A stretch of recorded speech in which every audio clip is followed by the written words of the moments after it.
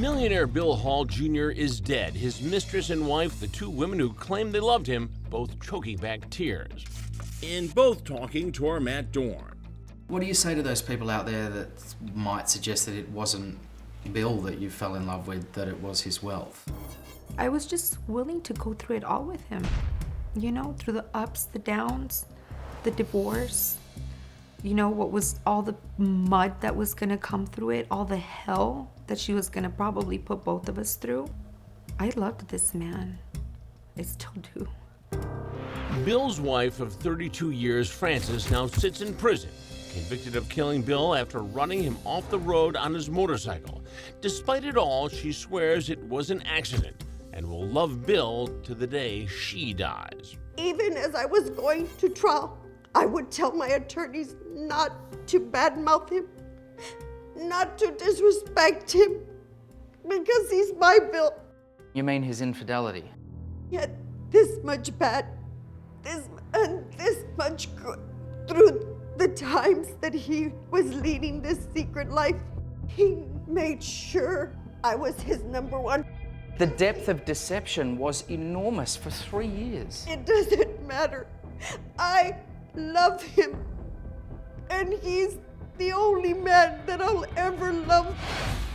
But Frances shows no love or forgiveness for the other woman in Bill's life, who she claims shattered her world. I know that I never broke up that family. That family was already broken.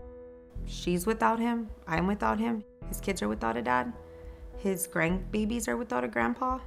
So it would be selfish for me to sit here and say that part of me forgives her, but I do. But not enough to drop her civil action. Bonnie is seeking $2.5 million from the Hall family, alleging emotional distress from the car chase.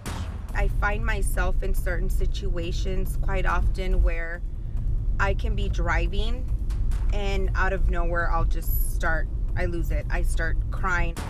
I still don't know if I hit him or he hit me. And with that, I will live with the rest of my life with it. Because if I did it, oh my God, there's so much remorse in me. And if they want me to show remorse, I have remorse. Sometimes I tell my kids that all that's left of me is a shell of a woman. But I have to be there for them. They've lost their father. Two broken hearts and a father dead. Bonnie says it could happen to anyone. You fall in love with somebody else, she falls in love with somebody else, vice versa. That's not a crime. It happens every day. I'm not a bad person. I just fell in love and I couldn't help it. And if he wasn't willing to let go, why was I? Well, Bonnie is certainly among the people who think Frances deserved more than just 2 years behind bars. But what do you think? Right now on our Facebook page, you can watch two lawyers face off on that very same question. And while you're there, tell us what you think.